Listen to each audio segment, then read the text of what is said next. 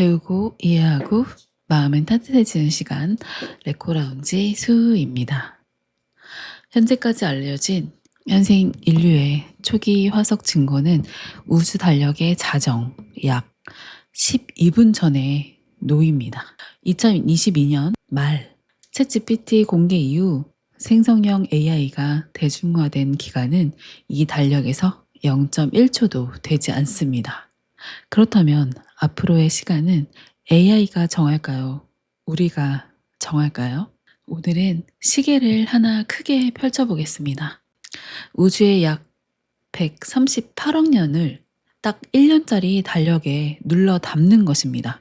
빅뱅은 1월 1일 자정, 지금 이 순간은 12월 31일 밤 12시 바로 전입니다. 현재까지 알려진 초기 호모 사피엔스 화석 증거를 이 달력에 놓은 시각입니다. 지구는 이미 9월 초에 생겨나 있었습니다. 사람이라는 종은 오랜 시간에 걸쳐 점진적으로 나타났기 때문에 이 시각을 정확한 탄생 순간으로 보지는 않습니다. 숫자로 다시 놓아볼게요.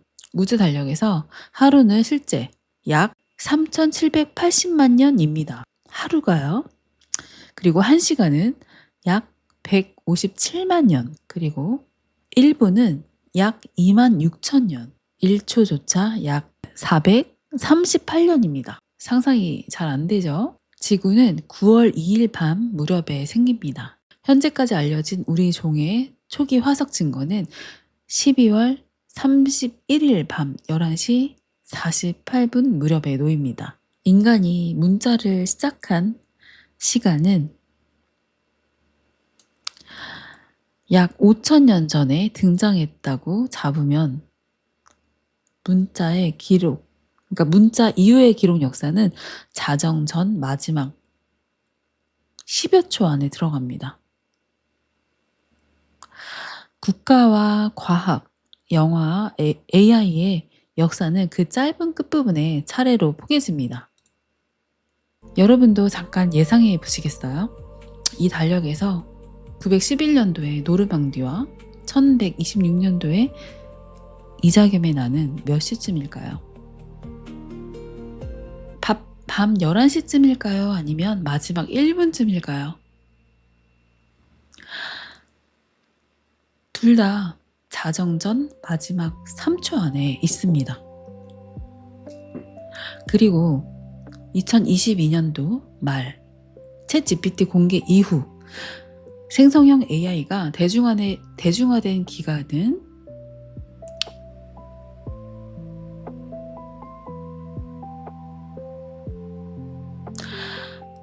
우주 달력으로 0.01초도 되지 않습니다. 지금 현재로 봤을 때요. 자, 여기서 오늘의 질문이 생깁니다. 초기 화석 흔적이 마지막 12분에 놓이는 현생 인류가 마지막 0.01초도 안 되는 기간에 대중화한 AI는 앞으로 누구의 이야기를 쓰게 될까요?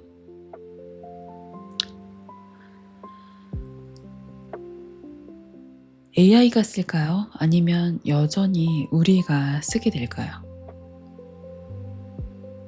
오늘은 우주와 지구에서 시작해서 원자와 몸으로 내려가고 노르망디와 고려를 지나 금리와 코딩의 원리와 영화 속 미래까지 가보도록 하겠습니다.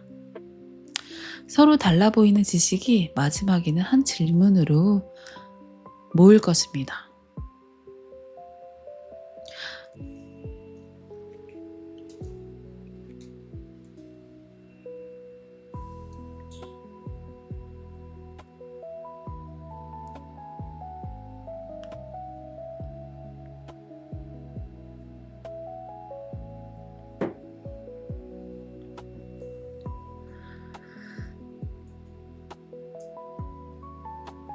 지구가 막 생긴 9월 초의 달력을 한번 떠올려 보도록 하겠습니다. 표면은 지금과 전혀 달랐고 충돌과 화산 활동이 이어졌습니다. 그런데 지구가 조금씩 식고 바다와 지각이 자리 잡던 아주 오래전 또 하나의 수수께끼가 생깁니다. 약 40억 년 전 태양은 지금보다 약 25에서 30% 어두웠던 것으로 추정됩니다.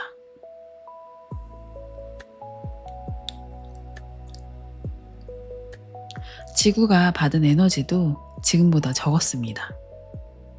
단순하게 생각하면 지구는 꽁꽁 얼어붙어야 할 것 같았습니다.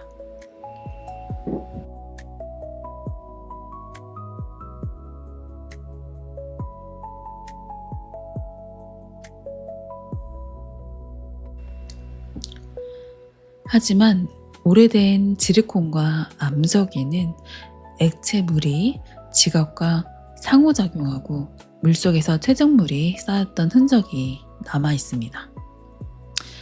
약한 태양 아래 물은 어떻게 남았을까요? 이 지르콘 같은 경우는 조금 깊게 발견됐던 그 기간을 다시 말씀을 드리면 조금 깊어지는 내용이기 때문에 나중에 다시 다뤄보도록 하겠습니다. 여러분이라면 지구의 온도를 지키는 손잡이로 무엇을 먼저 고르시겠어요? 태양의 밝기? 아니면 대기의 성분? 바다? 아니면 암석일까요?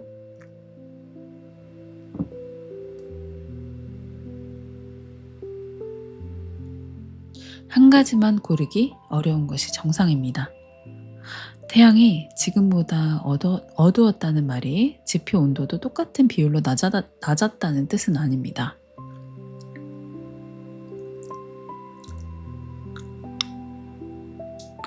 들어오는 에너지와 나가는 에너지, 그리고 구름과 얼음의 반사, 대기가 붙잡는 적외선, 바다의 열 저장이 함께 온도를 정합니다.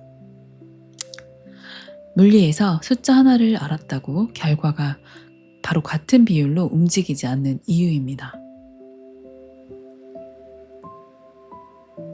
가장 유력한 설명군 중 하나는 지금보다 강했던 온실 효과와 지구의 긴 탄소 순환입니다.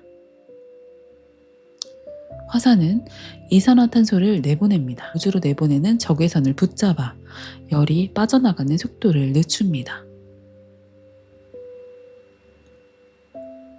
지구가 따뜻하고 비가 많이 오면 빗물과 암석의 반응, 곧 풍화가 빨라질 수 있습니다. 이 과정은 긴 시간에 걸쳐 대기 중 이산화탄소를 줄이는 방향으로 작동합니다. 반대로 지구가 차가워지면 풍화가 느려지고 화산이 내보낸 이산화탄소가 상대적으로 더 쌓여 온실 효과가 강해질 수 있습니다.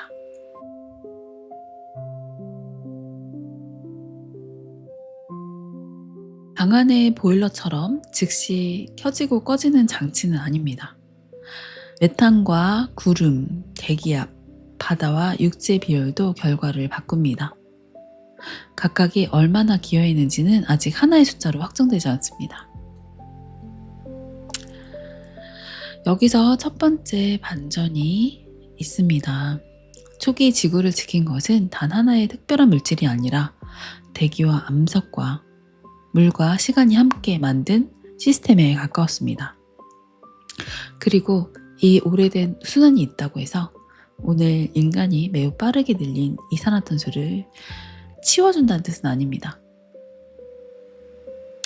재료는 어디서 왔을까요?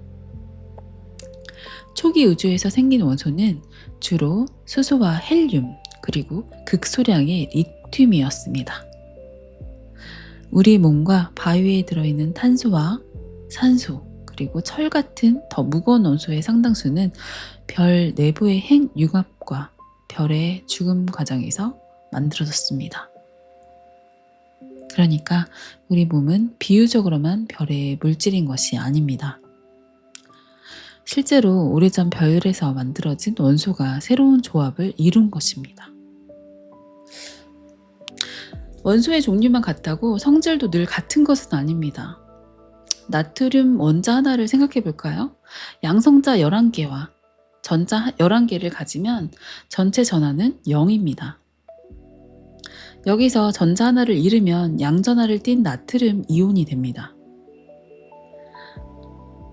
염소 원자가 전자 하나를 얻으면 음전하를 띤 염화 이온이 됩니다. 둘은 전기적 끌림으로 소금의 격자를 만듭니다. 전자 하나는 원자핵을 바꾸지 않습니다. 그리고 나트륨은 다른 원소로 만들지도 않습니다. 그런데 다른 물질과 관계 맺는 방식은 크게 바꿉니다.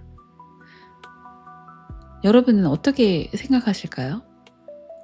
세상을 크게 바꾸는 것은 언제나 큰 힘일까요? 아니면 작은 그 차이가 올바른 구조와 긴 시간을 만날 때일까요?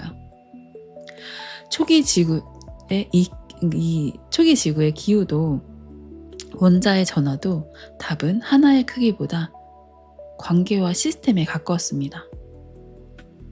이제 그 시스템을 우리 몸 안에서 찾아보도록 할게요. 우리 전체를 잇는 첫 문장은 이것입니다. 재료가 같아도 관계가 달라지면 행동이 달라진다. 중성 나트륨 원자들이 금속 결합으로 모인 금속 나트륨은 물과 격렬하게 반응하지만 전자를 잃은 나트륨 이온은 염화 이온과 이온 결정을 이뤄 소금에 존재합니다. 뒤에서 다룰 AI 내용도 마찬가지입니다. 같은 기술이라도 어떤 자료와 규칙을 연결했고 또 어디까지 권한을 줬는지에 따라 전혀 다른 결과가 나타납니다. 우리가 물을 마시고 음식을 먹으면 몸은 필요한 것을 한꺼번에 꺼내 쓰지 않습니다.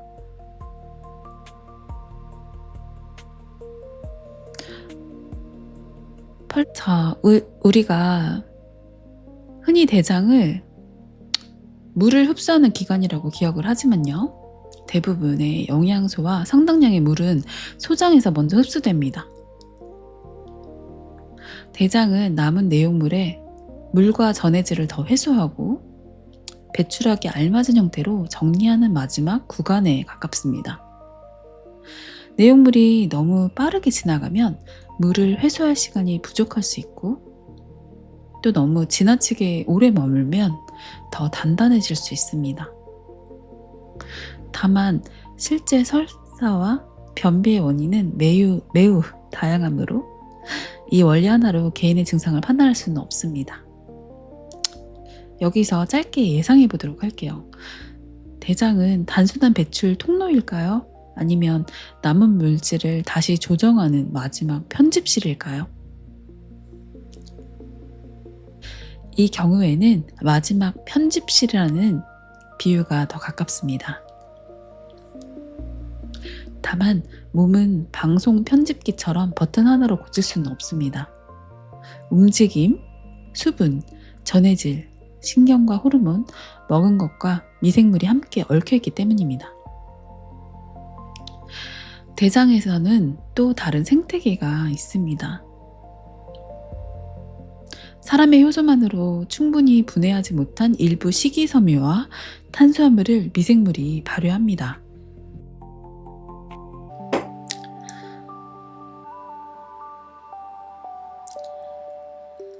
이 과정에서 아세트산, 프로피온산, 부티르산 같은 짧은 사슬 지방산이 생깁니다.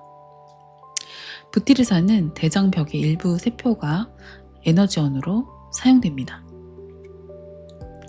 여기서도 과장은 금물이에요. 특정 미생물 하나가 모든 병을 막아주는 것도 아니고 장내 미생물이 우리의 마음과 운명을 혼자 조종하는 것도 아닙니다. 식사와 약물, 나이와 환경, 질환과 미생물끼리의 관계도 함께 작동합니다. 우리 몸조차 한 명의 지휘자가 모든 것을 명령하는 단순한 기계가 아닙니다. 수많은 세포와 신호와 미생물이 경계를 조절하며 유지하는 생태계입니다. 그렇다면 뇌는 어떨까요? 피곤한 날 계획을 못 지키면 우리는 흔히 의지가 약하다고 말하기도 합니다. 하지만 주의와 숙고에 쓸 자원이 줄어들면 일부 상황에서 익숙하고 자동화된 행동에 더 기대기 쉬워질 수 있습니다. 그렇다고 스트레스를 받으면 누구나 무조건 습관 모드로 바뀐다고 말할 수는 없습니다. 초기 연구의 효과가 후속 재현 연구에서 똑같이 나타나가 과제, 수면과 습관의 강도에 따라 결과가 달라집니다. 생활에서 가져갈 수 있는 결론은 단순합니다. 피곤한 자신을 비난하기보다 시작 비용을 줄이는 겁니다. 매일 많이 읽어야지가 아니라 책을 펼쳐 한 문장만 읽는다로 시작하는 것처럼요. 여러분은 피곤할 때 가장 먼저 무너지는 것이 무엇인가요? 거창한 목표인가요? 아니면 첫 5분의 시작인가요? 만약 첫 5분이라면 의지 전체를 수리하려 하지 않아도 됩니다. 책을 미리 펴두고 첫 문장을 정해서 시작까지 남은 행동을 한 단계로 줄일 수 있습니다. 이것은 사람도 프로그램이다 라는 뜻이 아니고요. 사람이 힘을 덜 쓰고도 좋은 선택을 시작하도록 주변 조건을 설계한다는 뜻입니다. 하지만 습관은 수면을 대신하지 않습니다. 심한 피로를 자동화로 밀어붙이는 것이 좋은 시스템은 아닙니다. 몸의 한계를 무시한 효율은 오래가지 못합니다. 여기서 AI와 연결되는 철학 질문을 하나 던져드리도록 할게요. 건강 정보를 다루는 AI가 누군가를 돕겠다는 좋은 의도로 틀린 답을 냈고 사람이 그 말을 믿어 치료를 미뤘다면 좋은 의도는 책임을 없앴을까요? 책임은 4층으로 나눠볼 수 있습니다. 첫째, 무엇을 하려 했는가? 둘째, 위험을 미리 예상할 수 있었는가? 셋째, 출처 확인과 인간 검수 같은 주의 의무를 지켰는가? 넷째, 오류를 안 뒤 정정하고 피해를 줄였는가? 좋은 의도는 중요한 사정이지만 확인 절차를 생략할 면허는 아닙니다. 반대로 나쁜 결과가 났다고 그 사람의 모든 선택이 약했다고 단정할 수도 없습니다. AI 시대에는 그 구분이 더 중요해집니다. 모델이 답을 만들었다는 말은 책임의 주인이 사라졌다는 뜻이 아닙니다. 무엇을 입력했고 어떤 자료를 연결했고 또 어디에서 사람의 승인을 요구했는지까지 봐야 합니다.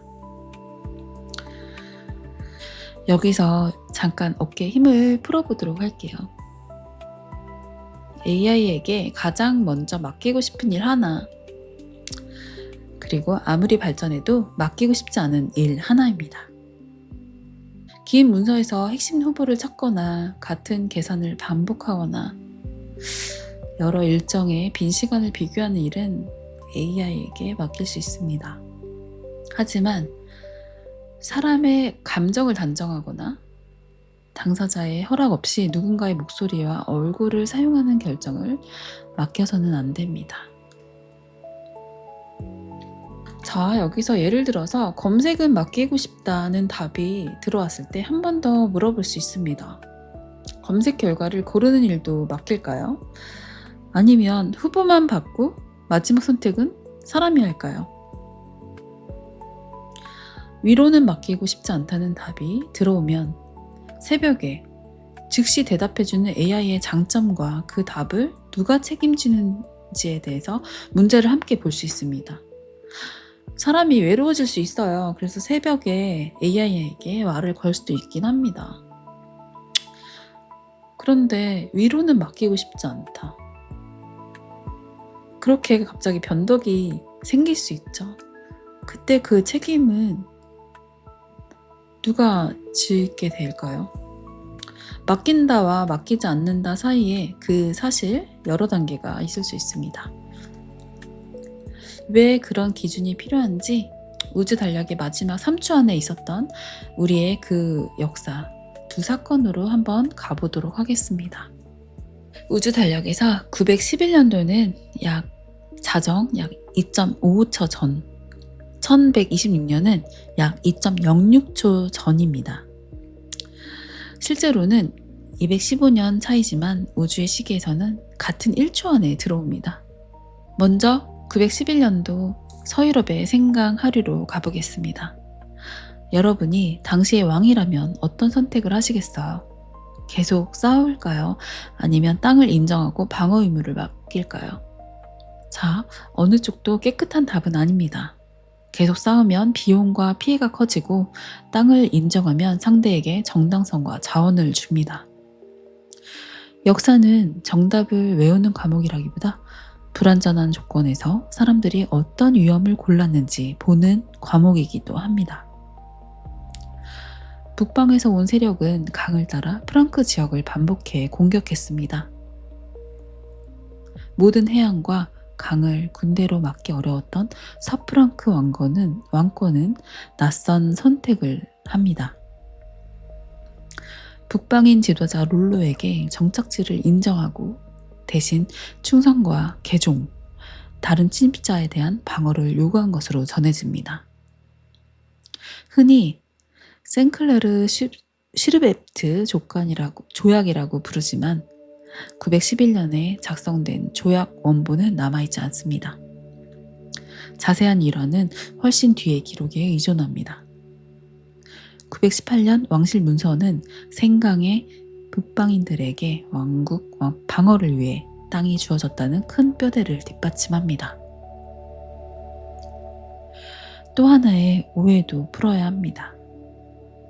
911년 하루 만에 완성된 노르망디 공국이 생긴 것은 아닙니다. 처음의 땅은 더 작았고 여러 세대를 거치며 커졌습니다. 롤로의 후계자들은 현지의 언어와 통치 방식을 받아들이고 혼인하며 약탈 집단에서 통치 집단으로 변했습니다. 이 사건을 굴복이라고 볼 수도 있습니다. 침입자에게 땅을 줬으니까요. 그러나 통제하기 어려운 외부의 힘을 공적인 의무 안으로 넣은 현실적 제도라고도 볼 수 있습니다. 이제 1126년 고려의 개경으로 가보겠습니다.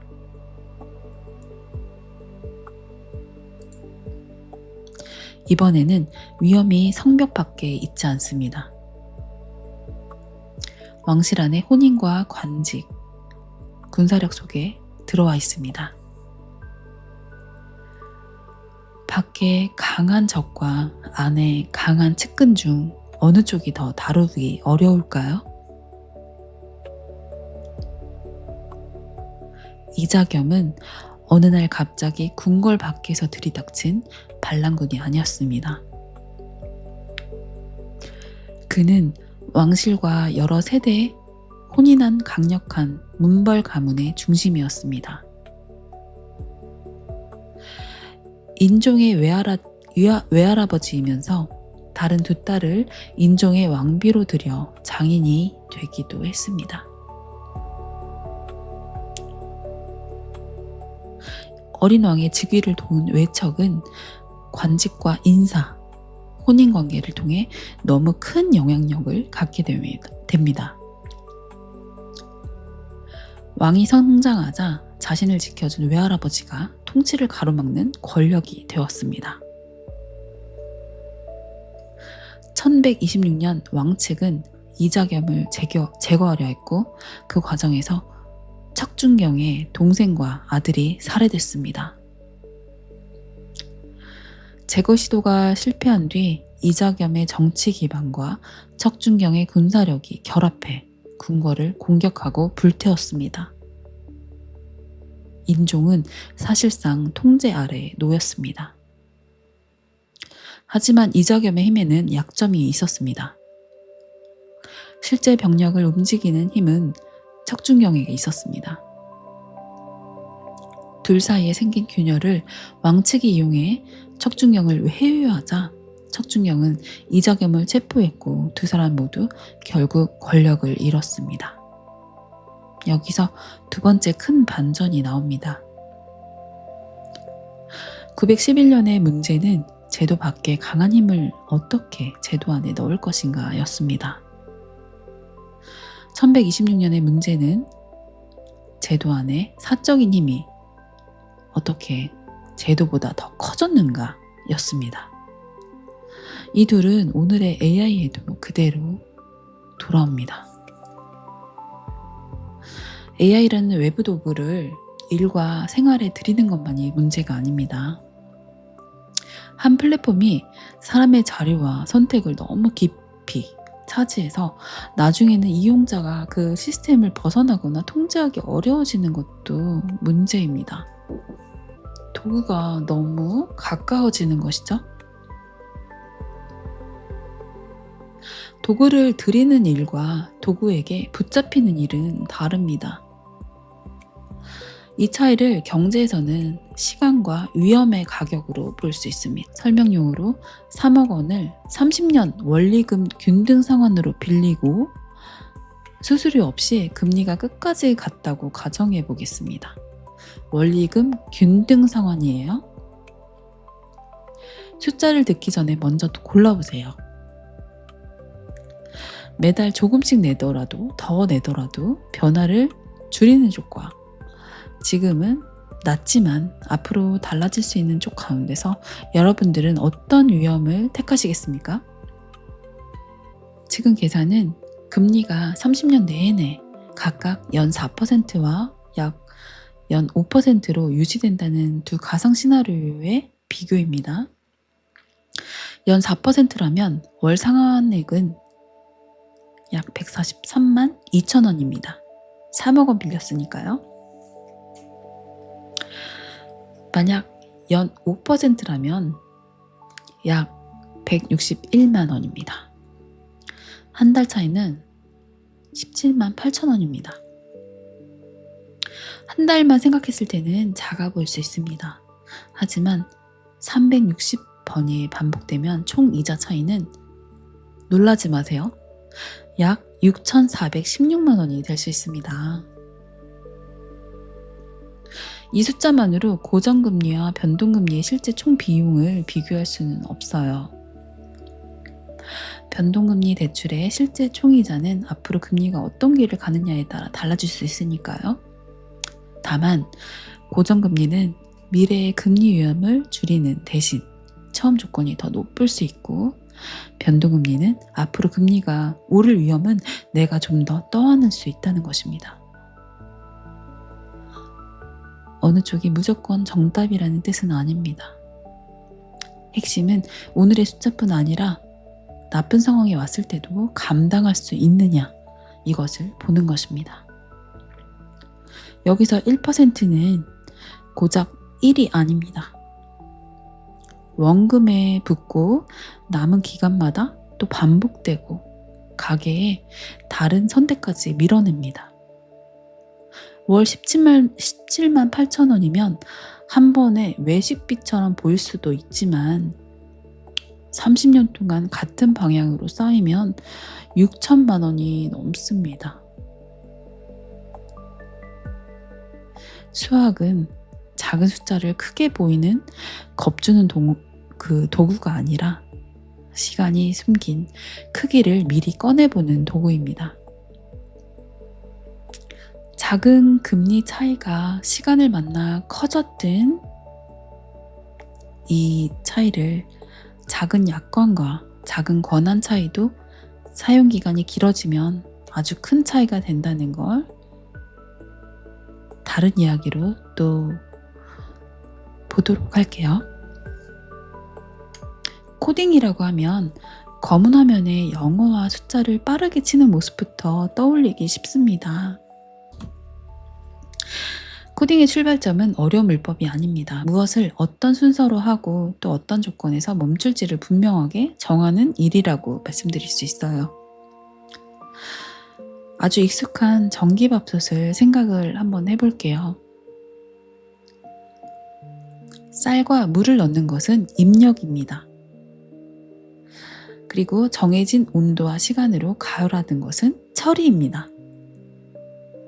또 밥이 완성됐다는 알림은 출력입니다. 그런데 뚜껑이 제대로 닫히지 않았다면 어떻게 해야 할까요? 그때도 무조건 작동하게 만드는 것보다 먼저 멈추고 확인을 요구하는 것이 안전합니다. 그때 여기서 코딩의 기본 생각 하나가 나옵니다. 만약 조건이 같으면 다음으로 가고 맞지 않으면 멈춘다. 간단하죠? 코딩의 기본이에요. 이것을 조건문이라고 부릅니다. 영어 문법은 몰라도 생각의 구조는 이미 이해할 수 있습니다. 정보를 공개하는 일을 예로 들어보겠습니다. 출처가 확인됐으면 다음 단계로 갑니다. 출처가 없으면 잠깐 멈춥니다. 사실과 의견이 구분됐으면 다시 진행합니다. 섞여 있으면 또 다시 확인합니다. 컴퓨터에게는 대충 알겠지가 통하지 않습니다. 사람이 눈치로 넘기는 빈칸도 컴퓨터에는 예외가 됩니다. 그래서 코딩은 컴퓨터를 다루는 기술인 동시에 내 생각에서 빠진 조건을 발견하는 훈련이기도 합니다.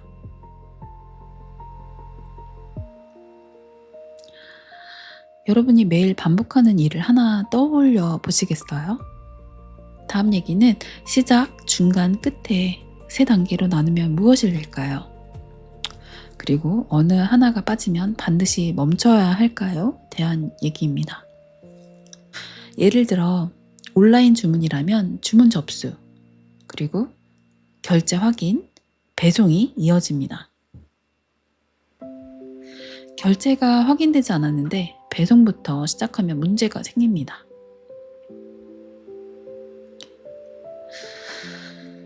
반대로 결제가 끝났는데 배송 정보가 사라져도 안 됩니다. 좋은 프로그램은 평소에 잘 돌아가는 것만 확인하지 않습니다.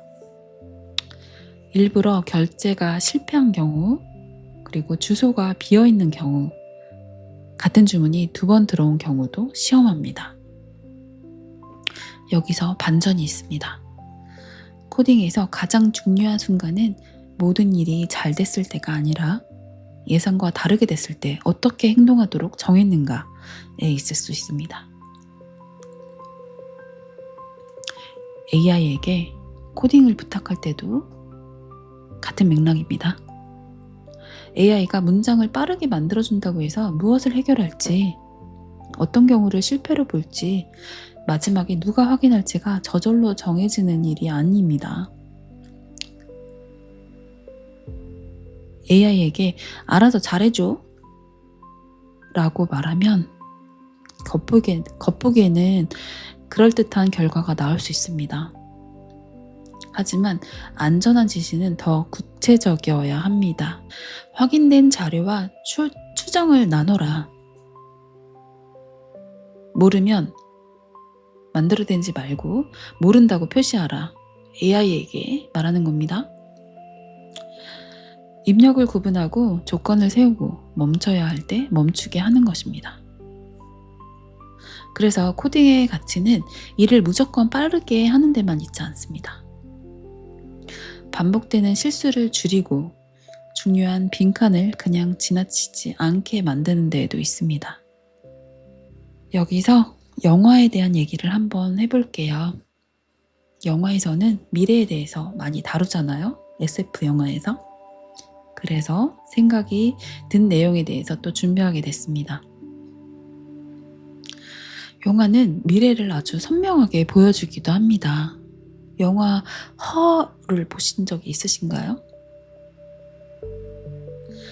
영화 허에서는 HER 허입니다. 그 몸이 없는 목소리형 AI가 사람의 일상과 감정에 깊이 들어옵니다.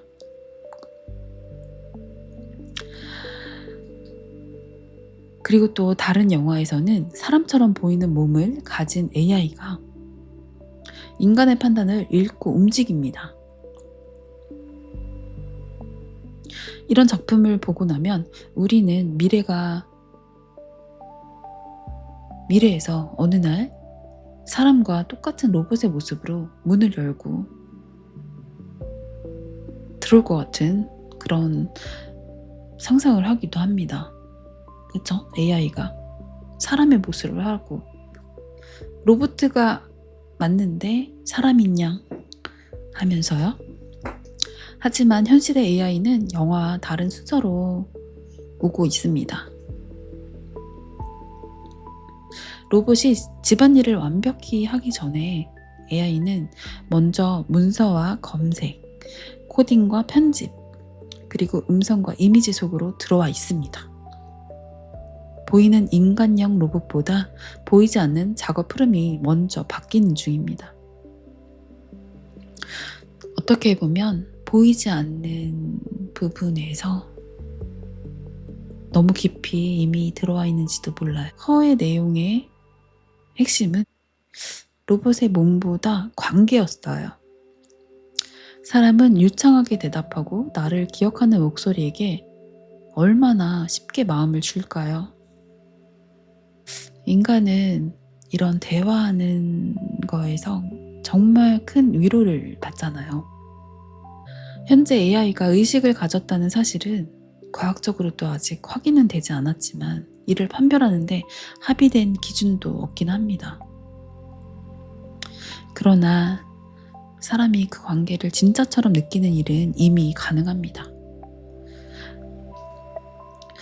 여러분은 같은 위로의 문장을 들었을 때 사람이 직접 썼는지 AI가 만들었는지 알고 싶으신가요? 아니면 문장만 좋으면 출처는 중요하지 않을까요? 한번 생각해 보셨으면 좋을 것 같습니다. 이 질문에는 기술 성능만으로는 답할 수 없어요. 치료, 애도의 말, 그리고 사랑, 그리고 정치처럼 관계와 책임이 중요한 장면에서는 누가 말했고 어떤 의도로 보냈는지가 내용의 일부가 될 수 있습니다.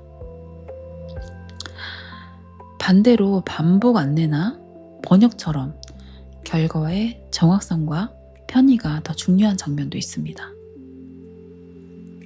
그래서 모든 AI 사용을 똑같이 숨기거나 똑같이 금지하는 한 줄 규칙으로는 부족할 수 있습니다. 그래서 기술의 질문은 AI가 인간처럼 느끼는가 하나로 끝나지 않습니다. 사람이 AI를 어떻게 느끼고 또 누가 그 관계의 규칙을 정하는가가 함께 따라옵니다. 영화 산업에서도 이미 그 경계를 다시 그리고 있습니다. 2026년 아카데미의 99회 오스카 규정은 각본 부문, 대상 각본, 인간 저작이어야 한다고 명시를 했고요. 연기 부문은 인간이 동의해 실제로 수행한 역할을 대상으로 삼았습니다.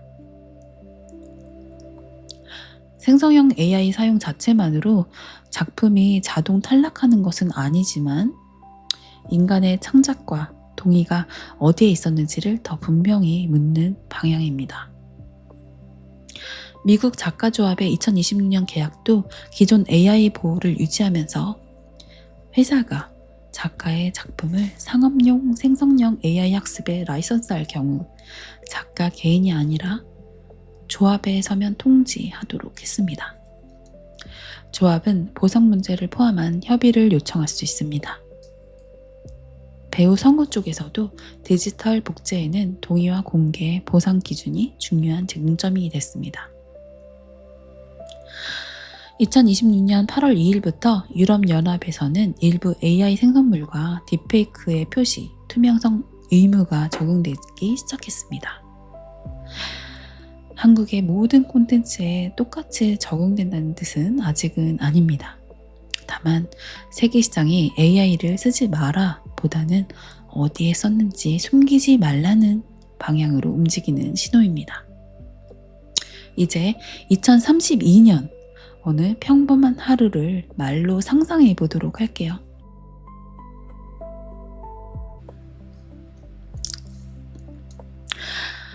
지금부터는 확인된 사실이 아니라 현재 기술과 제약에서 출발한 조건부 미래 이야기입니다. 아침에는 AI가 교통과 날씨, 오늘의 일정을 비교해서 3가지 선택지를 보여줍니다. 하지만 어디로 갈지는 사람이 고릅니다. 지금도 똑같이 실행되고 있는 일이긴 해요. 그쵸? 학교에서는 같은 개념을 학생마다 다른 예시로 설명을 해줍니다. 선생님은 그 설명이 정확한지, 어느 학생에게 어떤 도움이 필요한지 일일이 확인합니다. 회사에서는 회의 내용을 정리하고 반복 계산을 처리합니다. 병원에서는 서류와 예약을 돕지만 진단과 치료 결정은 의료진과 환자의 책임 아래 남습니다. 누군가의 목소리나 얼굴을 합성해 썼다면 당사자의 동의 범위와 사용기간이 기록되고 이용자는 AI로 만든 것인지 알 수 있습니다. 이 미래는 3갈래로 갈 수 있습니다.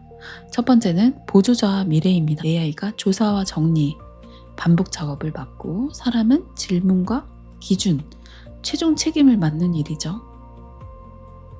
두 번째는 대행자 미래입니다. AI가 스스로 자료를 찾고 예약과 구매, 문서 제출 같은 일까지 이어서 처리합니다. 가능성이 빠르게 커지고는 있지만 잘못된 결제나 엉뚱한 제출을 막을 한도와 확인 절차가 반드시 필요합니다. 세 번째, 합성 관계의 미래입니다.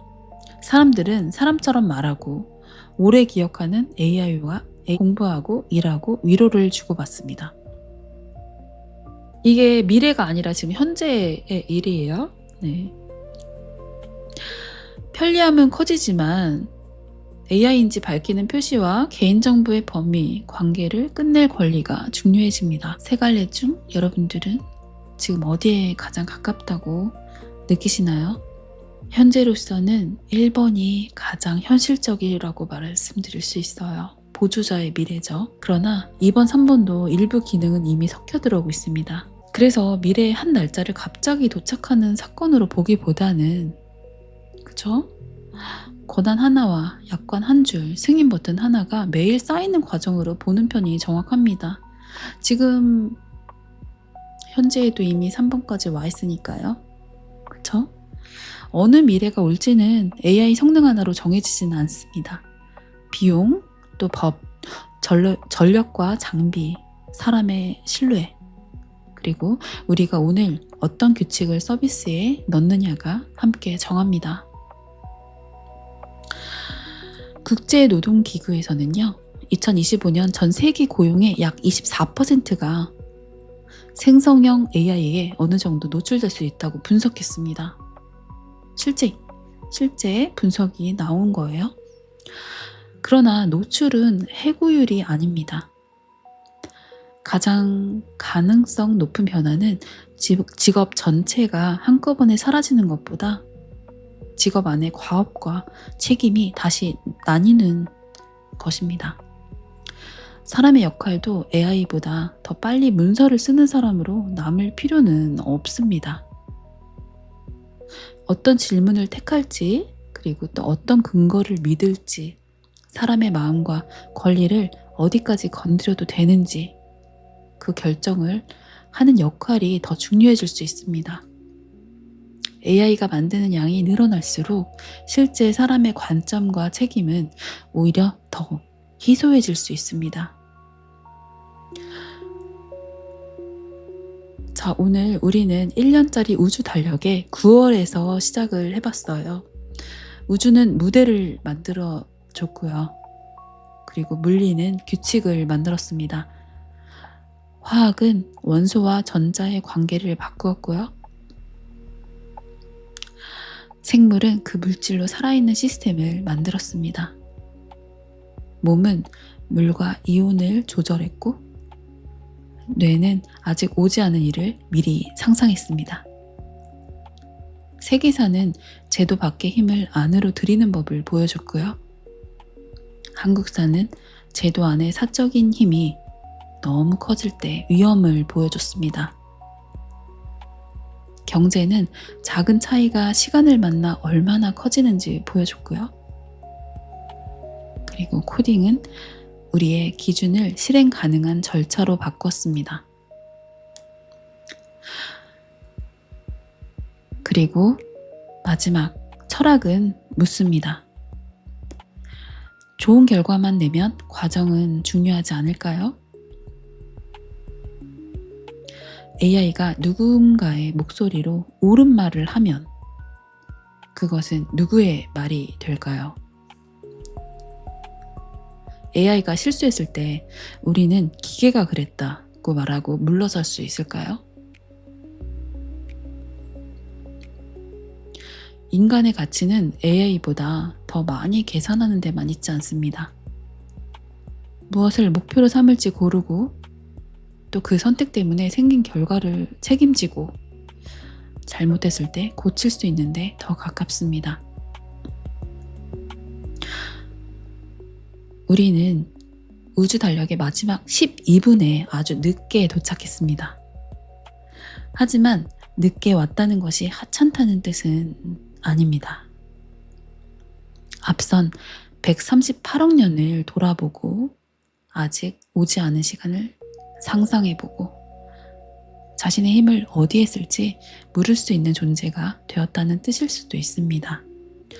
AI는 미래를 혼자 써주는 작가라기보다 우리가 던진 질문과 선택을 빠르고 크게 확대하는 도구에 가깝습니다. 좋은 AI 시스템은 출처를 남기고 틀리면 또 멈추고 사람의 동의와 권리를 지켜야 합니다.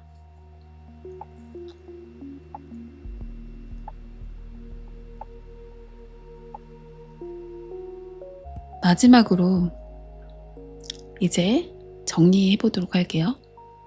마지막으로 오늘 마음에 남은 내용 하나만 골라보도록 할게요.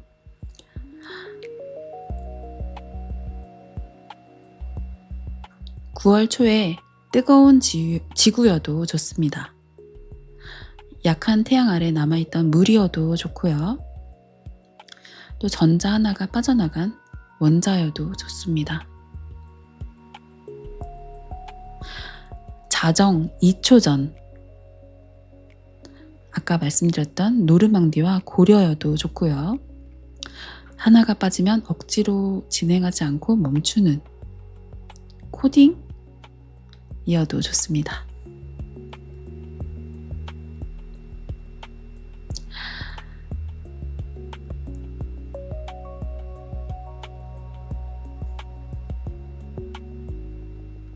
지금 떠오른 내용을 적어보셔도 좋을 것 같아요. 작은 차이는 시간을 만나 커집니다.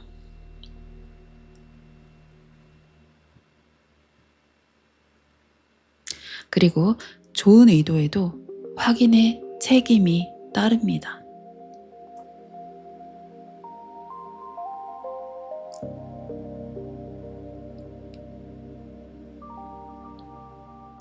도구를 들이는 일과 도구에게 붙잡히는 일은 다릅니다.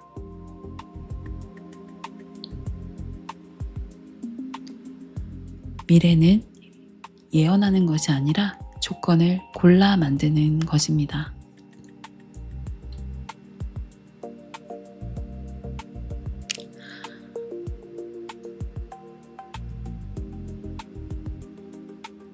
오늘 다 기억하지 않아도 괜찮습니다. 한 가지 내용과 한 질문만 남아도 다음 배움의 길잡이가 될 수 있습니다. 다음 질문에는 이 질문을 이어가도록 해볼게요. AI가 나보다 나를 더 잘 기억하게 된다면 그것은 좋은 기억일까요? 아니면 감시가 될 수 있을까요?